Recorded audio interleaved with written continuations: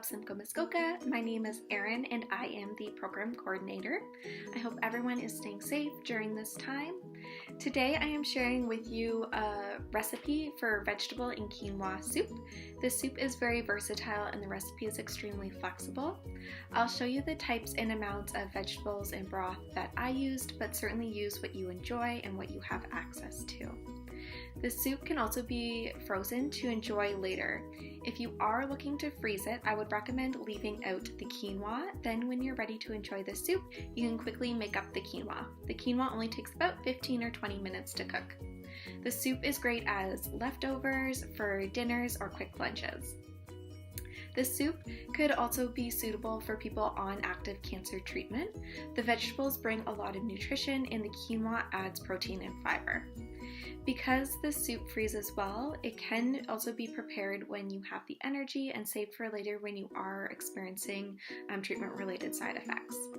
If you have any questions or concerns regarding your diet before, during, or after cancer treatment, I would encourage you to speak to your oncology team or a dietitian connected to your cancer center. Thank you so much for watching. I hope you enjoy. Okay guys, so for the vegetable soup that we're going to be making today, we have about a cup each of celery and carrots, a cup of fresh green beans, one, I would say, small onion, about a teaspoon and a half of garlic, about a cup of frozen peas and corn, just because that's the only frozen vegetables that I have. For the broth, I'm going to be using the Better Than Bouillon vegetable soup base. I'll move it up so you can get a better look at it. I just got this from Costco. It has pretty good ingredients. Let's see if I can turn it around. There you go. And it works out to be about 1 teaspoon of bouillon base per 1 cup of water. I don't know if anybody else has had a really hard time trying to find boxed broth. I haven't been so lucky since the quarantine kind of started. I guess it was one of those things that flew off the shelf. But I've been really happy using this for my vegetable soups. It has a really great flavor to it and it is organic, if that's something that's meaningful to you. I also did buy chicken and beef bouillon cubes as well, but we'll keep this soup completely vegan for today, and again using up all of those vegetables that you have in your fridge. So this is the bouillon base that we're going to be going with. I've already measured it out for how much water we're going to be using. It just looks like that.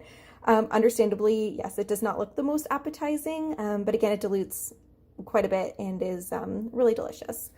I'm also going to be adding just a little bit of cayenne pepper to my soup. Again, totally optional, just based on your flavor preferences.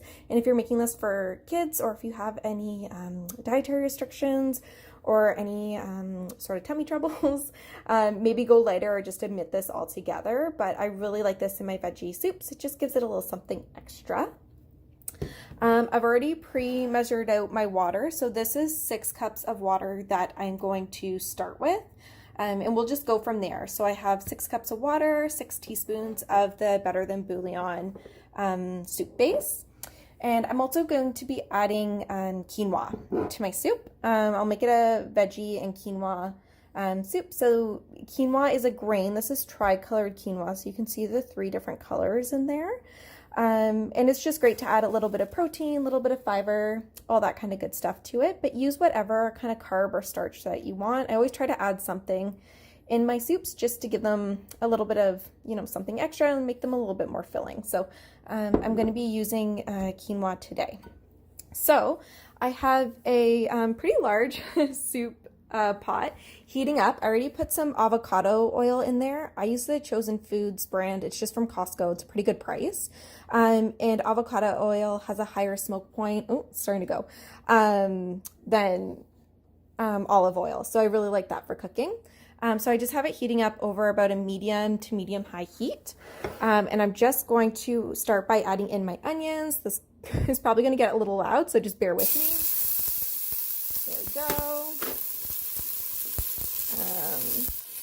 try to get it all in. It's hard only working with one hand. So I'm actually, the pot is pretty hot, so I'm actually just going to turn it down to medium-low heat and just let those onions go just for a couple minutes. You can see that they're already browning, so you definitely don't want to burn them. There we go.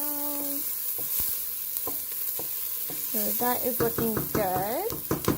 Again, I'm doing this totally with one hand, so just bear with me. Add in the garlic. There it goes. And just give that a stir. Again, you definitely don't want to burn anything. Burnt garlic is not pleasant. There we go.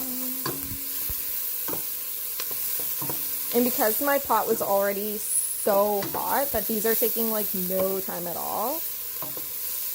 And yeah, you can start to see it's starting to burn a little bit. So I might even turn it down a little bit more. There we go. So then what I'm going to do is I'm going to add in the carrots and celery next, just to get them in there and get a little bit of a raw edge off of them.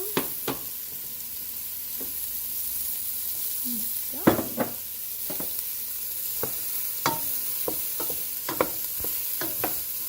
Just give it a nice big stir, get everything incorporated.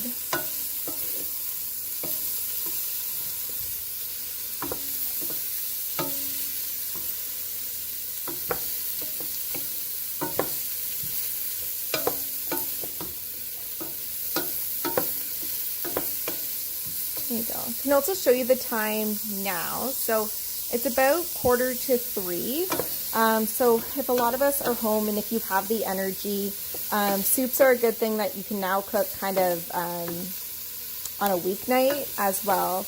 If you are working from home, if you've already been home, rather than saving it just for the weekend, it's something that you can now incorporate into your weekday schedule and you know, have a delicious, nutritious soup throughout the week too. So there we go. I just won't let it go too long, because I want everything to simmer together. So next I'm just going to add the rest of the veggies. So again, get those green beans in there. Oh, one little guy got stuck. Get the frozen veggies in there. Again, same thing. There we go. Oops, looking so good. There we go. So now I am just going to add my 6 cups of water. And again, I'm just going to kind of judge how full it is. Yeah, so that really didn't do too much. So I think I do want it to be a little bit thinner. So I'm just going to grab my measuring cup, bring it on over to my sink. Already been rinsing some vegetables in there, so that's what you see in my sink. So I have 1, so we're up to 7 cups of water now, and I might just do 8. So I'll just add in, there we go, 8 cups. So it's only 2 of us that will be eating the soup. It doesn't need to be huge. And I usually try to pair it with like some cheese and some crackers too, just to make it, again, a little bit more filling. So there we go. So I'm just going to pause it right here because I'll need 2 hands to add in that bouillon base, just because it is so thick. So I'll show you guys what it looks like when it's all mixed in. Okay, so I went ahead and added in the bouillon, the Better Than Bouillon soup base. You can see it kind of gave it a really, the broth, a very beautiful deep color to it. You can see all those gorgeous vegetables floating around in there. I ended up with about 10 cups of water. So then I just added in the extra 4 teaspoons of the Better Than Bouillon. So it's teaspoon per cup, and got everything stirred in there. The broth is almost, or the soup is almost at a boil, so you can see pretty much all of that bouillon has been dissolved. So what I like to do is just bring the soup up to a boil and then turn it down to a nice simmer and let it go for a little bit. It's getting close to about 3 o'clock, so it'll be ready for dinner probably around 5, but I'll test it around like 4:30 just to see where the vegetables are at and see if it needs any more seasoning.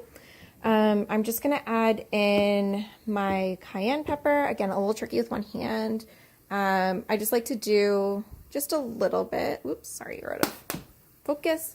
So I'm just going to turn it down because we've got a nice boil. Stir in that cayenne pepper. Again, I didn't add too much. I don't like a ton of heat, but just a little bit really kicks a vegetable soup into next gear and just makes it a little bit more appetizing too. Not that I don't love my vegetables, but it just gives it a little bit more of a flavor. So you can see everything floating around in there. I know a lot of recipes say to add green beans or frozen vegetables right at the end. I never have. I just throw it in with everything and I find it still turns out okay. So that's good to go now. So again, I'm just going to let it simmer for probably the next 2 hours. I'll check it in an hour and then an hour and a half and just see if it needs any more seasoning. For the quinoa, I usually cook my quinoa separately just because I've had no luck throwing it in the actual soup. I find it takes up so much of the broth and then kind of not has the greatest texture. So I'm going to cook it separately and then I just add it to the soup as I go. So there we go. That's a nice boil on it.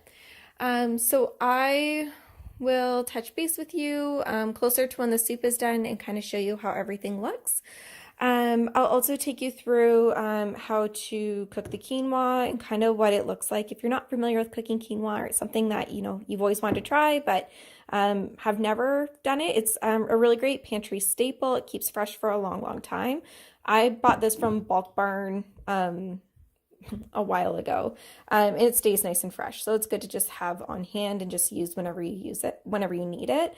So I'll take you through how to cook that and what it looks like to know when your quinoa is done, and then I'll show you when everything is complete, kind of what the final product is. So I'll see you guys soon.